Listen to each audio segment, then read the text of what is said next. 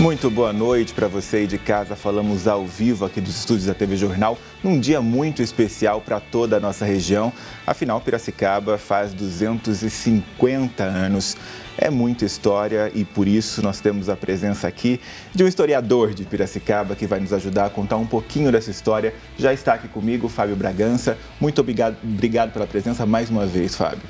Eu que agradeço o convite. Boa noite a todos. Aliás, quando a gente fala em 250 anos de história, a gente sabe que você, historiador, para a história parece um pouco tempo, mas a gente que acompanha o dia a dia, pelo menos nos últimos anos, sabe o quanto isso representa para uma cidade que desponta aí no futuro como uma nova região metropolitana aqui na região. A gente vai voltar no passado para desenhar essa história, então, até aqui. Fábio, você selecionou algumas curiosidades para a gente, né? Eu gostaria de começar com a primeira, que é justamente sobre a fundação da cidade. Como que se deu a fundação de Piracicaba? Isso. Você citou muito bem, dizendo que para a história parece pouco tempo. Para a história da humanidade é pouco tempo. Mas se a gente considerar a história do Brasil, é metade da história do Brasil. Sim. Né? Piracicaba foi fundado antes do Brasil ser um país independente, em 1767. E a localização não era para ser aonde é hoje. Né? Nós temos a junção do rio Piracicaba com o rio Tietê e havia uma ordem do governo provincial para que Piracicaba fosse fundado nessa região, mas cada povoação que fosse fundada tinha um capitão-mor, que no nosso caso foi Antônio Corrêa Barbosa. E ele decidiu então contrariar o governo provincial e fundou Piracicaba na região onde é hoje, lá na região do Salto do rio Piracicaba. Achou aquela região mais aprazível, mais interessante para os negócios que ele gostaria. Essa região já era caminho dos bandeirantes, que iam até Cuiabá à procura de ouro e indígenas. Então, todo esse caminho foram surgindo pequenas roças, pequenas famílias para servir de abastecimento para esses viajantes. Mas é interessante como que essa decisão já inicial mostra um pouco da política, né? Não é muito diferente hoje, né, Fábio, essas decisões. É sempre por uma vantagem própria ou é sempre por um interesse próprio ali local, não é? Funciona assim desde aquela época. Isso, o que a gente pode verificar na época é que os meios de comunicações eram mais difíceis, estava-se realmente desbravando a região, pouco se conhecia dos povos que poderiam habitar ainda, então eram aventureiros, né? Essas pessoas que decidiam vir para o sertão e fundaram uma povoação eram aventureiros, né? Então ele decidiu fazer essa povoação aqui, onde já existiam uns roçados, né? Algumas famílias. Então você atravessava o rio Piracicaba e ali ele descansava para continuar viagens, né? Os bandeirantes. Então esta povoação foi fixada e aí começou a crescer a partir dessa linha entre os bandeirantes com destino à capital e a Cuiabá. Hoje, a gente avaliando essa decisão da época, faz sentido também, né? De onde a cidade surgiu. Hoje faz mais sentido ainda pela cidade ter crescido no entorno do rio, né? Que dá nome à cidade. Mas naquela época já fazia sentido também.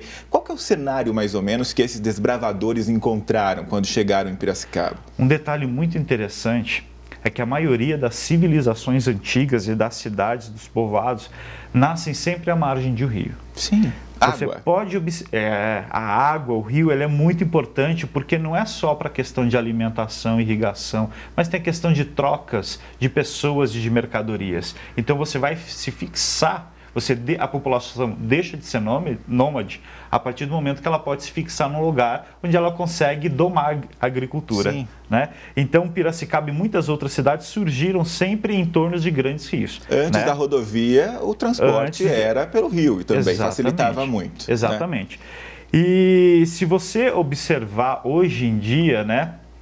As grandes rodovias que cortam o nosso interior do estado ainda estão um pouco afastadas de Piracicaba. Então você tinha o rio, né? E você tinha depois os trens que chegaram a Piracicaba.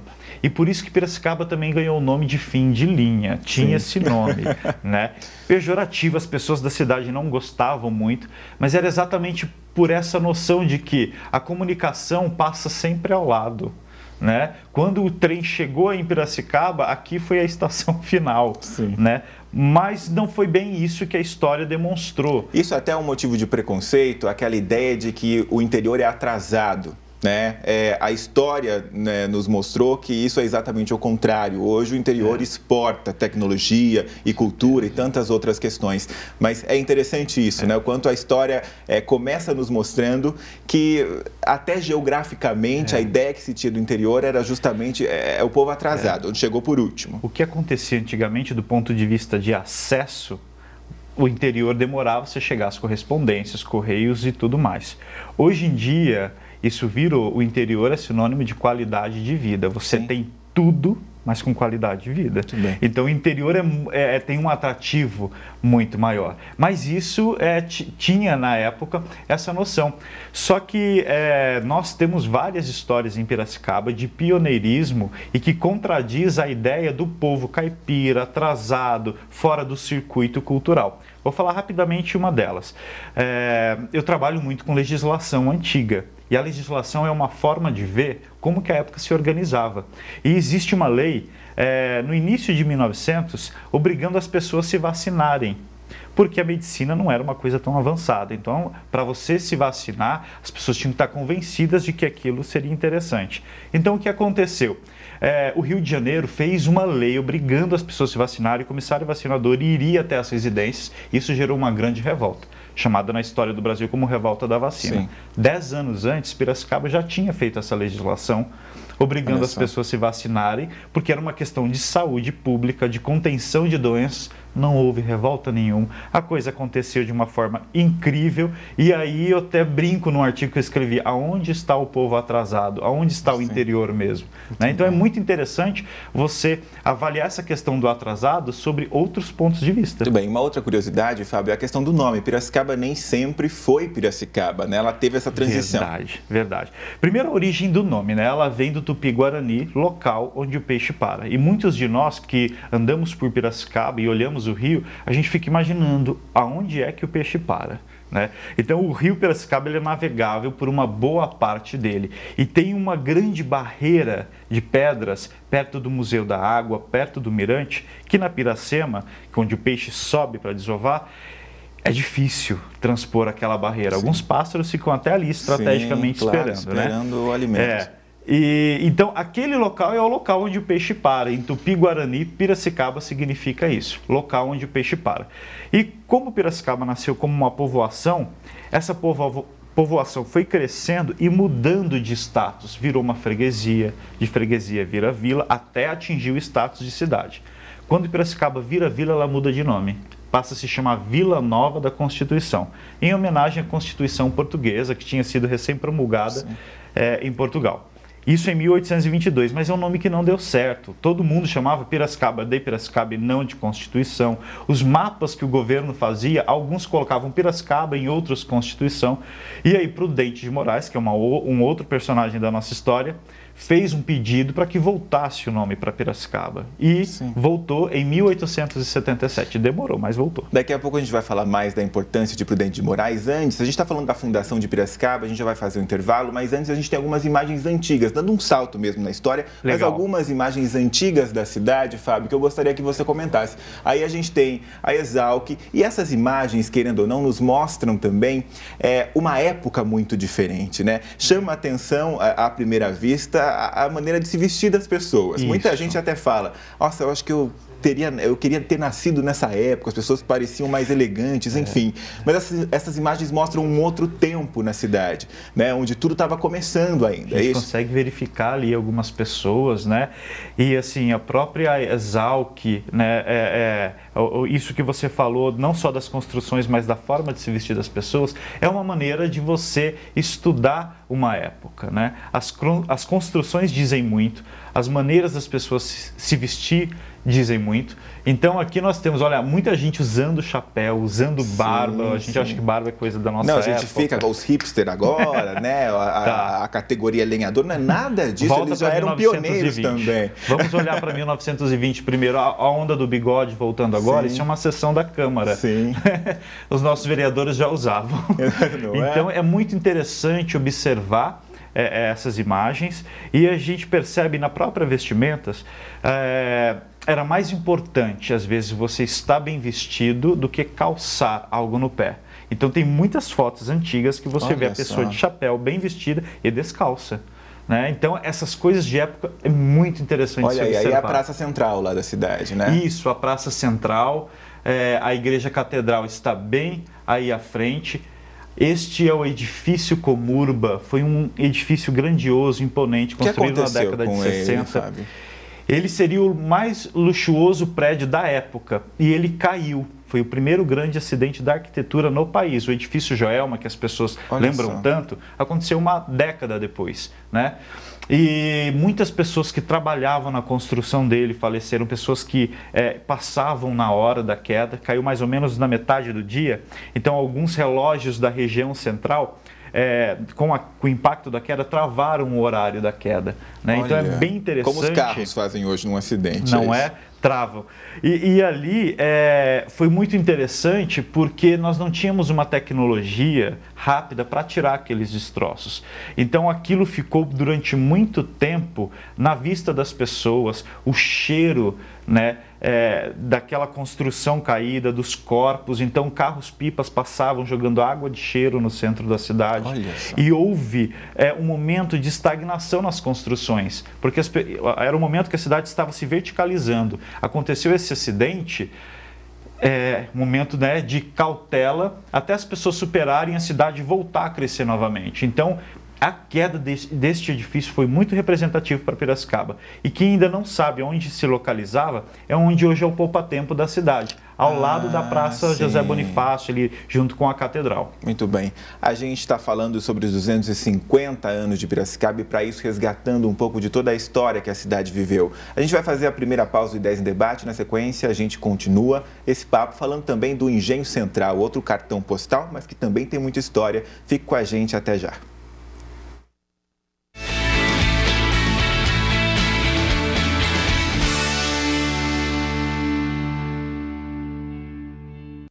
A ilha onde tudo é possível. O avião! O avião! Uma família assim é uma fantasia em si. O que é que eles querem? A Ilha da Fantasia, em 4 exibições. Quarta, a partir das 10 da manhã. Sexta, às 8h20 da noite. Sábado, às 2 da tarde. E domingo, às 11 da manhã. TV Jornal Regional, sempre junto com você. A música que você quer ouvir está aqui na Jornal FM. E nas noites da Jornal FM você participa pelas redes sociais, pede tua música, manda beijo, pode faturar prêmios. Para finalizar o dia, tem o Arquivo Jornal e as boas do passado. Jornal FM. Mede. Espera aí um instante. Tá zangada comigo? Por que você acha que eu estou? Eu não sei, mas eu comecei a desconfiar quando peguei o elevador com você e você disse aos passageiros que eu tinha hepatite contagiosa. Bruce Willis, Sybil Shepherd, A Gata e o Rato, em 3 exibições. Quinta, às 11 da manhã e às 5 da tarde. Sábado, às 5h30 da tarde. TV Jornal Regional, sempre junto com você.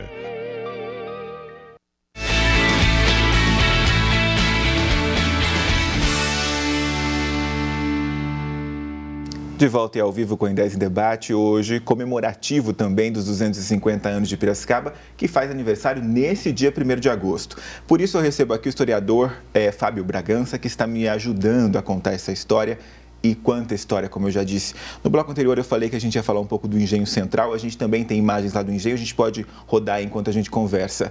É um prédio marcante, todo mundo que visita não precisa conhecer de história para saber da importância que tem aquele monumento ali ao lado do rio, né? Vamos contar então um pouco essa história. Sim. Por que é tão importante, Fábio? Olha, ele é muito estratégico, não só para a história da cidade, como para a história do Brasil, porque Dom Pedro II esteve em Piracicaba 2 vezes. Sim. E na segunda vez ele veio para ver a região para a construção de um engenho. Pouca gente sabia, mas o Barão de Resende sabia. Tanto que essas terras são do Barão de Resende. Então ele trouxe o engenho, esse incentivo para a construção do engenho aí em Piracicaba, mas também para ajudar na manufaturação do açúcar, que vinha perdendo o mercado para os países da América Central e precisava modernizar essa produção. Então aqui foi um dos primeiros locais onde foi construído todo esses pavilhões e o engenho, ainda na época da escravidão, mas com mão de obra assalariada. Né? Então foi muito interessante, porque Piracicaba tinha essas ideias de vanguarda, então foi construído em 1881 pelo Barão de Resende, e ele funcionou a todo vapor com produção de açúcar e álcool. Com o tempo, uma empresa francesa adquiriu todo esse espaço, ainda utilizando como engenho, e já na década de 60, 70, ele parou a sua função, mas ele está ao lado da identidade de Piracicaba, que é o Rio de Piracicaba, é um cartão postal, e são construções monumentais. Sim. Tinham várias questões para serem resolvidas de propriedade que o município resolveu, então hoje é de posse do município.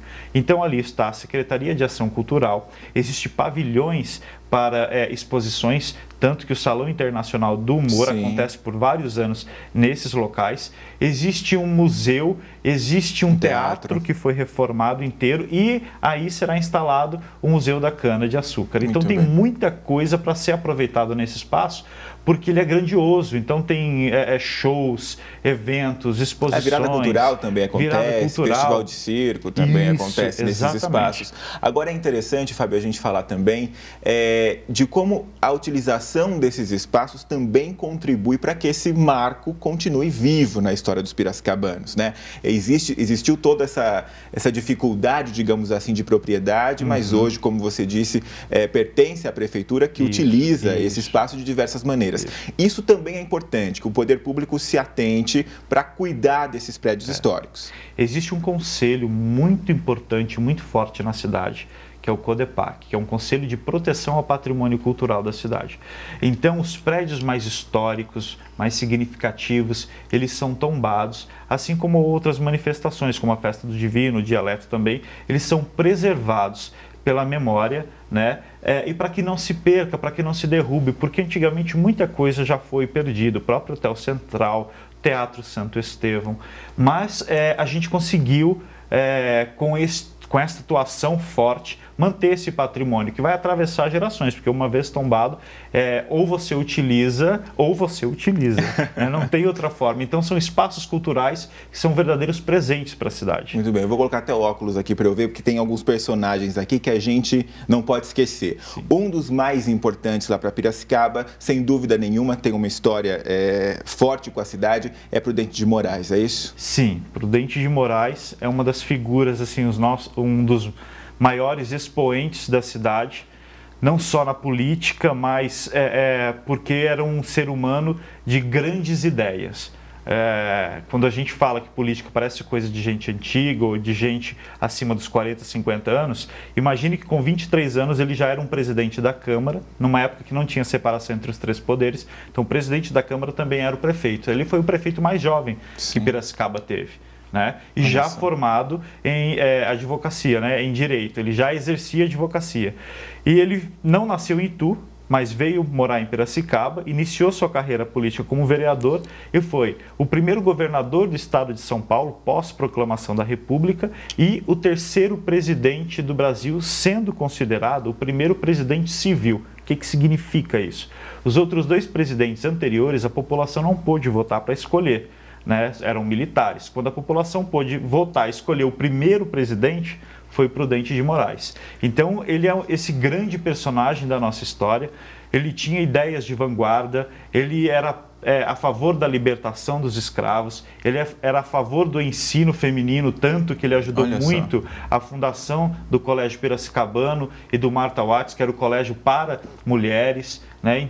E ele está enterrado no Cemitério da Saudade, inclusive, e a casa onde ele morou foi transformada num museu que está lá aberto à visitação gratuita. A gente vai fazer um intervalo, Fábio, só que antes, de forma bem rápida, tem outro personagem extremamente importante, que é Luiz de Queiroz, né? Sim, Luiz de Queiroz, ele estudou agronomia na Europa e tudo que ele viu na Europa, ele trouxe para Piracicaba, inclusive a energia elétrica. Então, Piracicaba foi a primeira cidade do estado a ter energia elétrica e a segunda do Brasil, graças a ele. Ele doou a fazenda dele para a construção do que hoje é Exalc.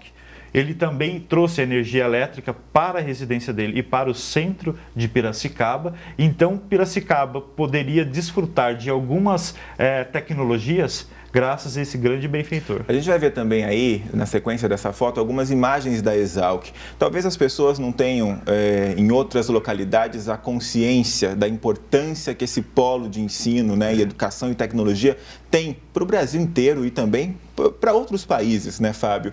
Hoje, naquela foto, por gentileza, produção, na foto anterior do Luiz de Queiroz, na sequência daquela imagem, a gente tem outras imagens da Exalc. Por que é tão importante esse polo de ensino? Olha, imagine, o Brasil, um país com extensão territorial incrível, o potencial agrícola que nós temos. E nós temos uma das melhores faculdades de agronomia do mundo, né, em termos de pesquisa e de produção. Então, muitas tecnologias, porque às vezes a gente fala de tecnologia e não liga a tecnologia agrária para a terra, mas para a produção de alimentos, a gente às vezes precisa de tecnologia, de inovações, sim. E a Exalc é esse polo de concentração de tecnologia agrária, não só na agricultura, como na pecuária, e é internacionalmente reconhecida. Muito bem, daqui a pouco a gente vê imagens então da Exalc, a gente vai fazer então mais uma pausa no Ideias em Debate. Na sequência a gente continua falando sobre Piracicaba, que comemora hoje 250 anos. Você não sai daí, fique com a gente. Até já.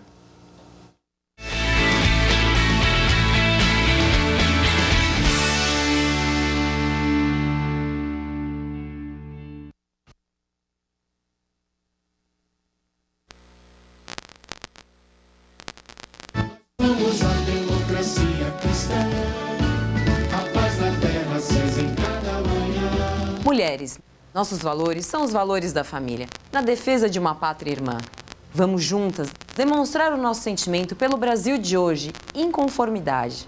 Inconformidade. Inconformidade com o que poderíamos ser e não somos. É a partir dessa inconformidade da sociedade brasileira que a democracia cristã propõe a construção de um novo e melhor Brasil, livre, justo e solidário. Para a construção deste novo Brasil, de uma verdadeira república, a democracia cristã propõe uma nova forma de governar o país.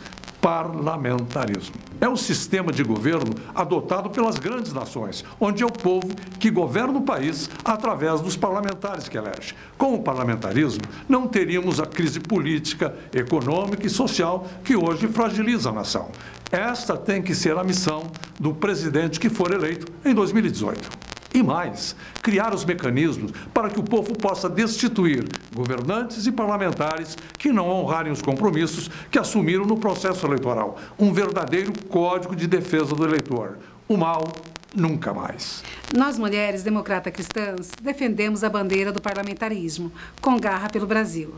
O Brasil é livre? Não. Não há liberdade quando não há segurança. A democracia cristã propõe um novo modelo de segurança pública nacional, a valorização das forças armadas e a sua participação necessária para barrar nas fronteiras a entrada das drogas e das armas.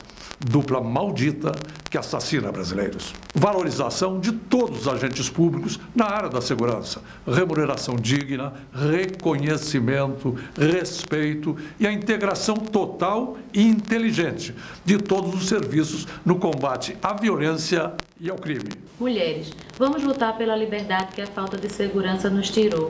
E justiça? O Brasil é justo? Não há justiça com a saúde pública que temos.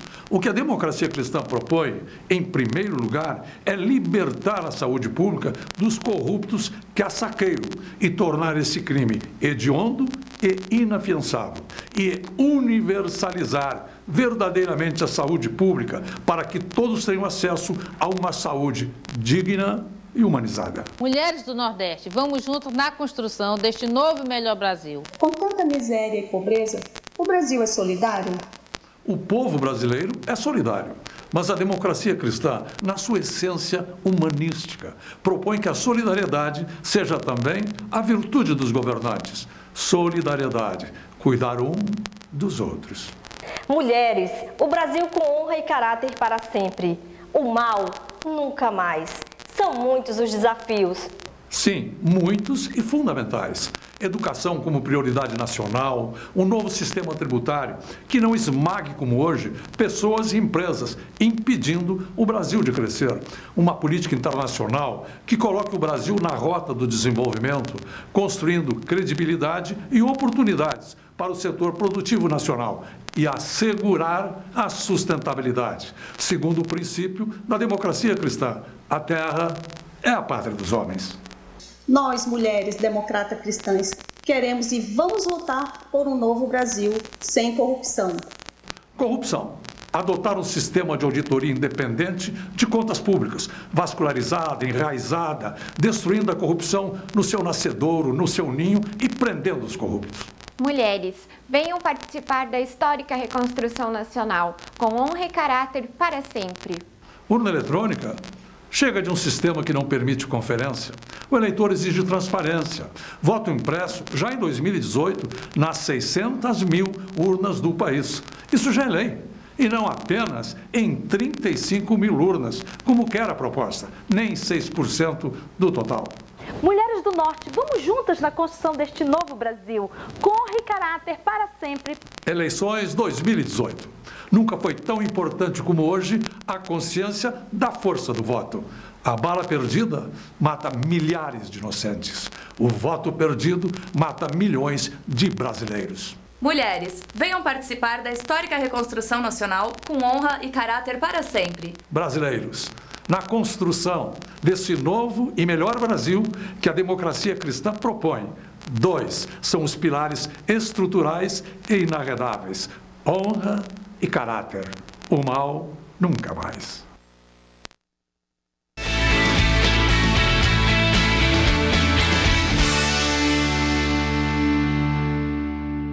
De volta e ao vivo com o Em10 Debate, hoje especial sobre o aniversário de Piracicaba, 250 anos de história. Você que teve paciência e nos esperou, a gente estava falando sobre a importância da Exalc, né? Não só aqui para a nossa região, mas também para o mundo todo. São pesquisas, assim, importantíssimas que são realizadas ali, sem contar a formação de grandes profissionais que saíram dali ou passaram por ali. Enfim, só retomando, Fábio, é uma escola extremamente importante para o país.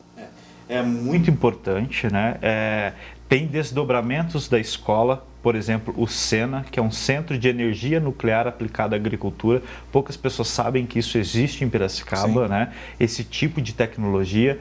E essas pessoas, esses cientistas, esses pesquisadores que são formados em Piracicaba, muitos estão ocupando hoje postos importantes em empresas como a Embrapa, no Ministério de Ciência e Tecnologia, da Agricultura. Muitos viraram ministros, inclusive. Então, realmente, é um polo de formação.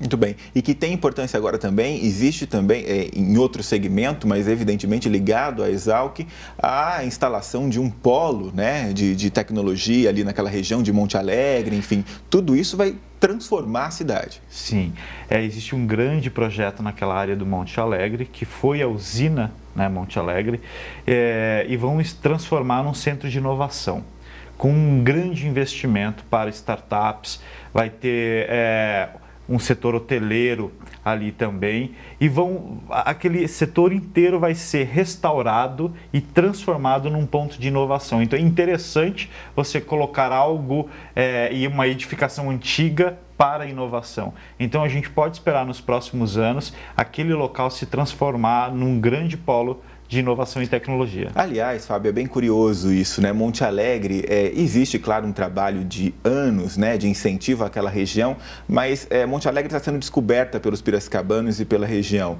É o novo Vale do Silício ali naquela região. Faz todo sentido, né, quando a gente coloca dessa forma e o quanto essa região tem potencial de desenvolvimento, né? Eu acho que quando a gente fala em descobrir Piracicaba, não é você ir simplesmente nos pontos turísticos tradicionais, não é só ir ao Rio, não é ir só a Exalc. Se você for um pouco mais adiante no Monte Alegre, você vai ver o quanto aquilo é interessante do ponto de vista arquitetônico, o clima daquele bairro. Agora estão sendo realizadas feiras gastronômicas naquela região, é muito interessante.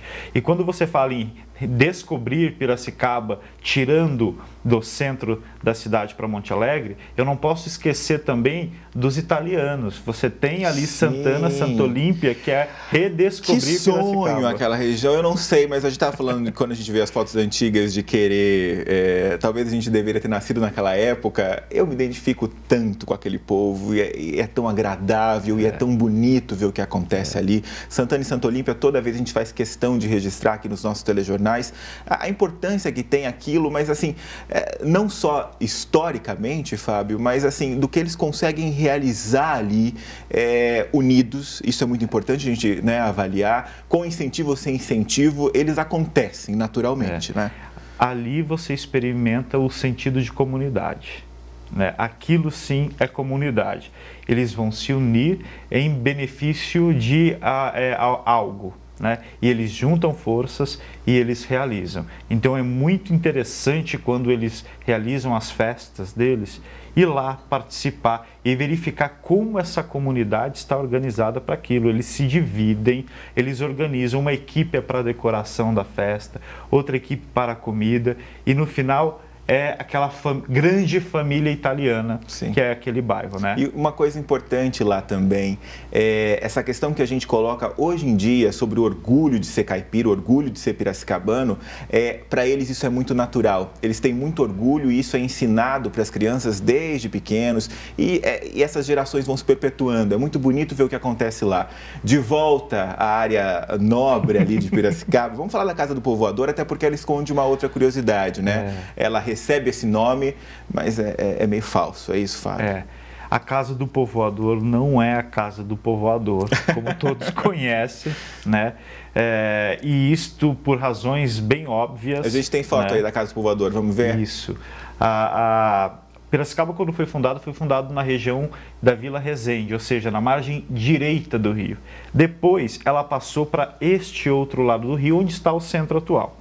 Então, primeiro detalhe, se aquela casa fosse do Povoador, ela estaria de que lado da margem da Vila Resende e não deste lado onde está, né? Outro detalhe é que essas construções do administrador da cidade, do capitão, do governo, não ficava perto de locais perigosos. A beira do rio era considerado um local perigoso porque poderia ter enchentes, ataques de indígenas ou de outras pessoas que poderiam chegar pelo rio, não é? Então, e além disso, ela não tem características da época que Piracicaba foi fundada, 1767. Ela é uma casa oitocentista. Né? Só um minuto, Fábio. A gente consegue mostrar aí, por gentileza, a Casa do Povoador? A gente tem, acho que imagem a gente separou para vocês. Essa é a casa que a gente está falando, que traz esse nome, mas na verdade não é por aí, né, Fábio? A gente estava até conjecturando aqui o que poderia ser essa casa, né? Ela está num ponto do rio ainda onde era navegável. Então, poderia ser uma casa onde, quase como uma alfândega, né, que recebia e despachava mercadorias pelo rio. Mas o interessante é que ela está justamente no ponto de identidade do rio, que é Piracicaba. E esses elementos de identidade para criar uma relação com os habitantes da cidade é importante. Então, quando a pessoa passa ao lado do rio e fala, esta é a Casa do Povoador, ele vai remeter a uma construção de memória, de fundação, de quem veio para Piracicaba, de colonização, onde tudo começou, à beira do rio. Então, não vamos mexer no que está. a gente faz algumas correções, ok, né? Mas deixa a casa ser casa do povoador. Muito bem, aliás, a gente vai, isso nos traz ao próximo tema, que é justamente o folclore que envolve Piracicaba. Esse pode ser um deles, já que é a casa falsa do povoador. Mas assim, por que você traz pra gente? Por que você traz pra gente esse folclore de Piracicaba? Piracicaba também é rica nesse quesito, né? Sim, muitas manifestações se dá aí na beira do rio, né? Então nós temos bem ali adiante a Noite da Seresta, ela acontece uma vez por mês, é muito interessante. Além disso, nós temos algumas festas que acontecem ali, como a Batucada, e além disso, a Festa do Divino. A Festa do Divino é um dos grandes expoentes aí do folclore piracicabano. Ela vem de uma tradição misturada da tradição portuguesa com uma tradição da cultura caipira e mistura o religioso com o que é pagão. É uma festa e, ao mesmo tempo, ela é religiosa. Aliás, isso já registrou até conflito com a própria Igreja Católica, né? Antigamente ficava aquela dúvida, né? Porque como que a Igreja participa de algo que é tão festa, né? Sim. Com tantos símbolos. Então, existia ainda e precisava de um amadurecimento nessa questão. E a Festa do Divino nada mais é do que uma origem para se comemorar o início de uma colheita, o início do período de colheita. Isso tem tudo a ver com a região agrária, com a nossa região. Ela acontece ali na beira do rio, tem um momento de festa na rua, de procissão, tem um momento de festa e também de participação religiosa, tem a derrubada do barcos, que eles chamam, que é a saída de vários barcos para o rio. Então, tudo isso foi registrado como patrimônio imaterial. O que significa isso? Que isso nunca mais pode ser mexido? Muito pelo contrário. Esse tipo de manifestação, ela não é imutável, né? Ela está em movimento. Então, a cultura está em movimento. A gente precisa registrar a origem, as características e, daqui a um tempo, verificar o que mudou. Daqui 10 anos, o que mudou na Festa do Divino? Muita coisa a gente sabe que originalmente não era assim, que hoje já tem, como um tiro de rojão que eles dão durante a semana. Isso não existia na sua origem. Quando isso apareceu, mas existe hoje. Se vai existir daqui 10 anos, será que a procissão vai existir? A derrubada do barco? Então, por isso que é importante fazer o registro da cultura, para a gente saber o que vai mudar e o que vai permanecer. Outra coisa que muda muito lá em Piracicaba é a língua, e daqui a pouco a gente vai falar sobre esse dialeto caipiracicabano, mas agora, daqui em diante, no Ideias em Debate, a gente vai falar praticamente de uma parte muito forte lá de Piracicaba, que é a questão musical. Para a gente entender um pouco melhor, você evidentemente já deve ter ouvido a música que a gente vai ouvir agora. Ela é famosa no Brasil inteiro, viu? A gente vai ouvir o hino de Piracicaba e depois contar algumas curiosidades sobre ele. Vamos ver então?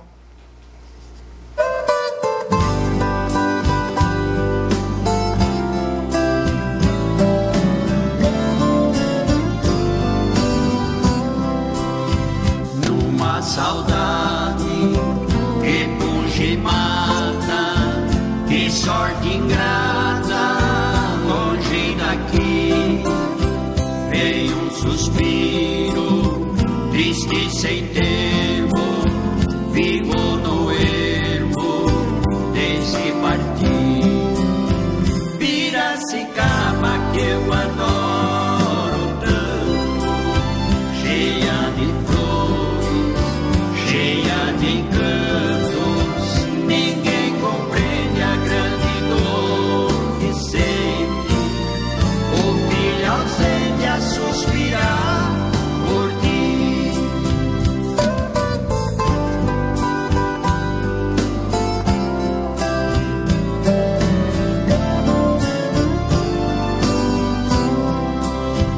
Tem outras pragas que vale a sorte, prefiro a morte junto de ti. Amo teus prados, os horizontes, o céu e os montes que vejo aqui. Piracicaba que eu adoro tanto, cheia de flores, cheia de encantos, ninguém compreende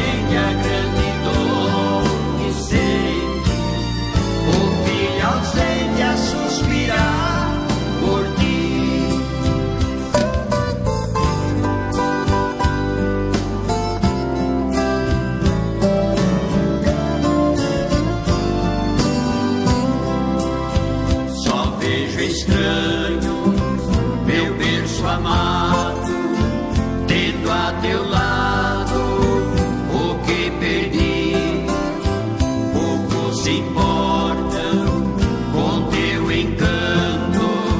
Eu amo tanto desde nasci.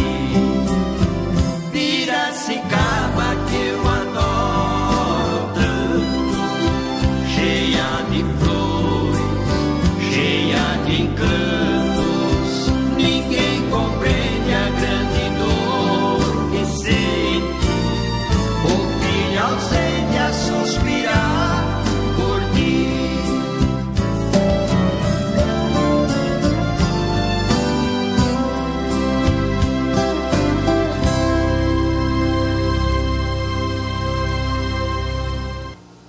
Fábio, nas vozes marcantes de Craveiro e Cravinho, é interessante, a gente tinha conversado sobre isso até antes do programa iniciar. É diferente, é um hino diferente do que a gente está acostumado, né? Pouca gente para perceber que geralmente hinos de cidades, de países, são batidas militares, né? É feito para outra coisa, né? Para inflamar, para criar um outro sentido. O nosso não, o nosso é uma moda de viola, né? Talvez as pessoas que fizeram essa canção, que tornaram ela hino, não poderiam imaginar essa identidade que ela criaria. Ela é tão Piracicaba, essa música, né? Esse hino é tão Piracicaba que ele fica diferente. Então é um hino, sim, é um hino, mas é em moda de viola. E ele diz muito sobre a cidade de Piracicaba. Não tem quem não cante, quem é de Piracicaba que não cante, que não se encante com esse hino. Eu já tive experiências de ir para fora da cidade, para fora do estado, e pessoas de fora conhecer e saber o nosso hino e conhecer. E eu fiquei até curioso, já perguntei uma ocasião, mas como que você sabe o hino de Piracicaba? Eu aprendi na escola, porque era o hino mais diferente que tinha. Olha só. Né? Então é muito interessante isso pra gente, e que, por estarmos habituados, talvez a gente não tinha esse sentido antes. Sim. Agora tem uma outra música que não é hino, mas poderia ser porque ela também é famosa. A gente vai ouvir uma versão diferente, muita gente conhece essa música por meio da voz do Sérgio Reis, mas agora você vai conhecer também na voz da Juliana Amaral, que ela criou um álbum que chama Açoite, e ela fez uma apresentação com essa música. Vamos ver então, Rio de Lágrimas. O rio de Piracicaba vai jogar água pra fora. Quando chegar a água dos olhos de alguém que chora, quando chegar a água dos olhos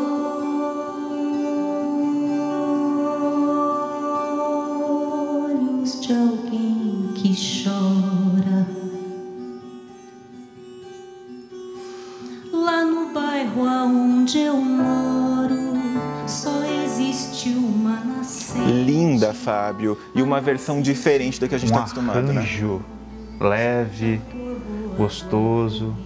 Sim. Agora tem uma outra música. Piracicaba é sensacional nesse campo musical, que é uma música que não tem esse arranjo, mas ela também é muito importante lá para Piracicaba, principalmente para um grupo, viu? A gente vai ouvir um hino popular do 15 de Piracicaba, o time da cidade. Vamos lá.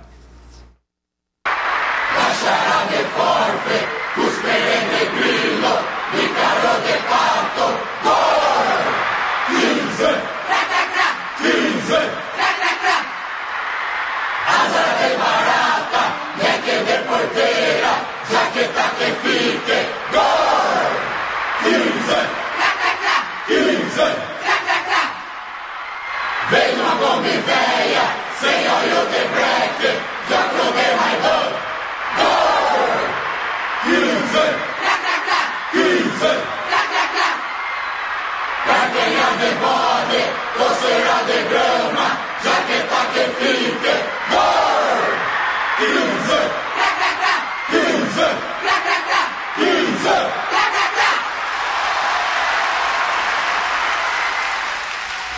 Tá aí o 15 de Piracicaba. Fábio, você também estava com essa pose de historiador, né? Mas estava aí com a letra na ponta da língua, né? Não tem como. O 15 de Piracicaba é incrível e essa música, essa versão, bem, trava a língua, isso para quem não é de Piracicaba. Pois é. Isso é incrível. Tem umas palavras muito interessantes, né? Demora a gente a compreender, acho que só a gente que é de lá mesmo que consegue de cara perceber o que está sendo dito, né? Tipo assim, né? Alguém que já chegou e aí quer sua permissão, posso ficar? Já que tá, que fique. E daí né? você fala rápido demais, às vezes a pessoa nem percebe, já que tá, que fique. Você em casa pode ter até meio torcido o nariz, falado, mas que esse povo lá de Piracicaba, né? Com esse hino estranho. Mas você saiba que isso virou, essa letra, ficou muito importante para um artista que chama Gilberto de Silos. Ele criou um personagem, uma banda que chama Seu Manouche. E ele criou um clipe sensacional com essa versão do hino de Piracicaba, Já que tá que fique. Vamos ver.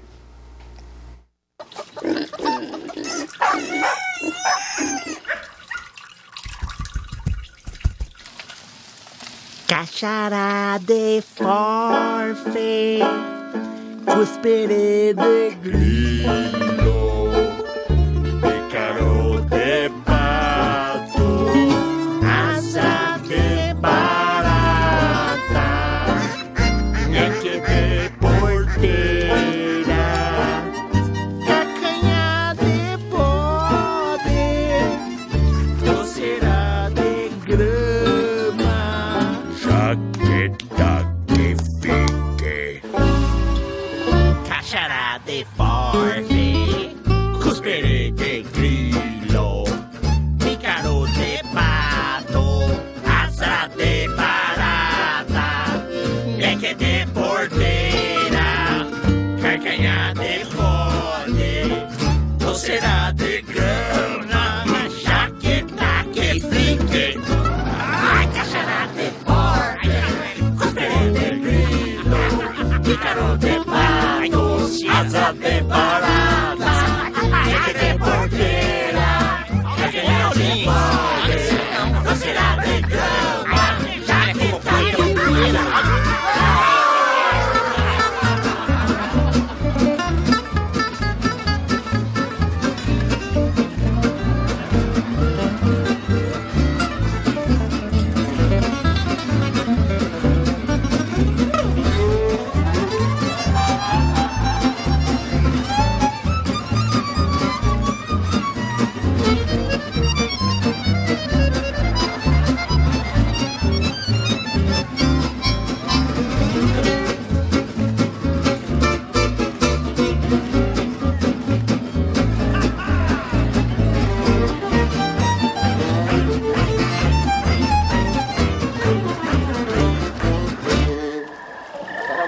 Para a equipe do 15, o 15 vem outra vez, lá vem cruzamento, é bom lance, boa bola, cabeçada, e o gol!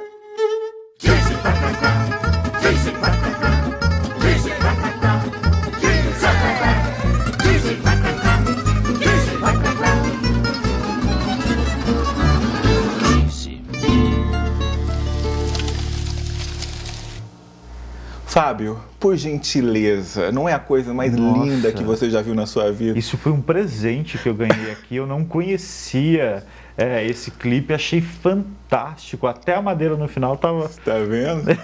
Muito bom. Sensacional, Adorei. Eu não conhecia o trabalho do Gilberto de Silos, o Seu Manouche.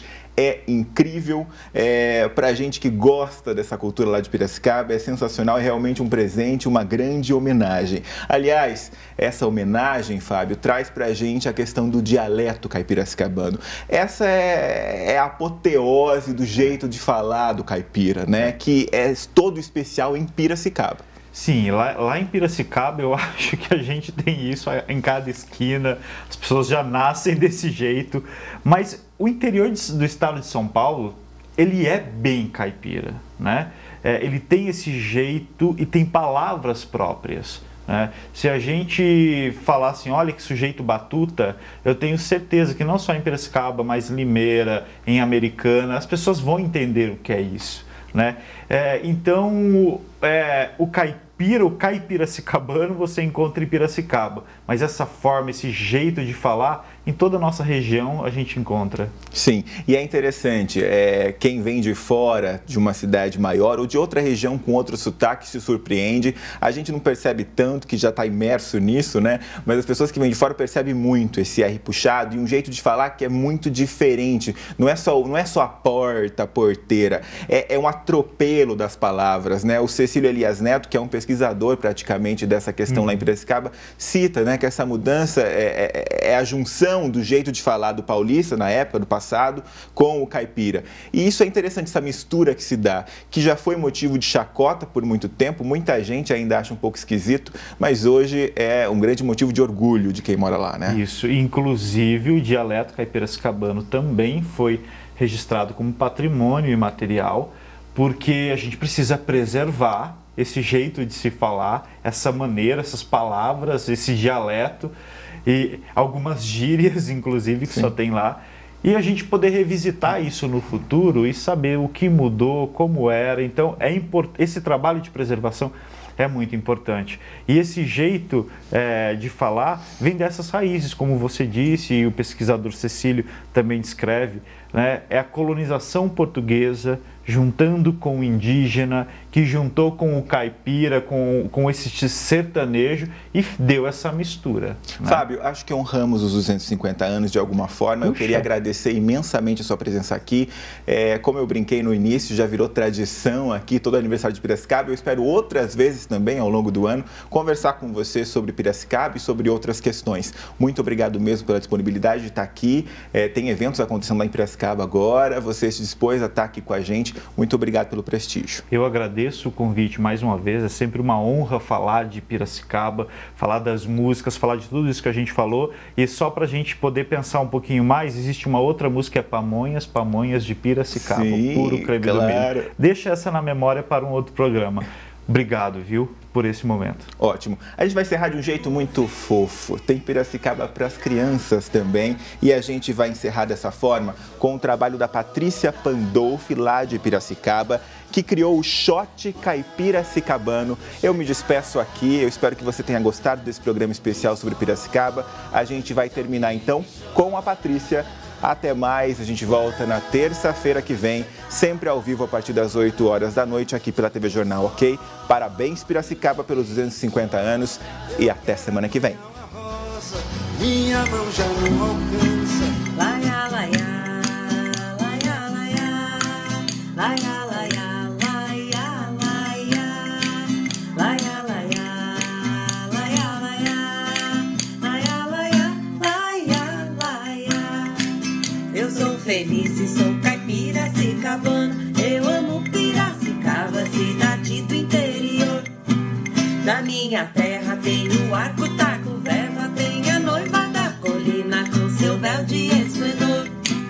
Piracicaba, onde a água não se acaba, lugar onde o peixe para, todo mundo se encantou. Piracicaba, rua do porto e engenho, tem Exalc, tem Mirante, cidadão de muito amor. Laia, laia.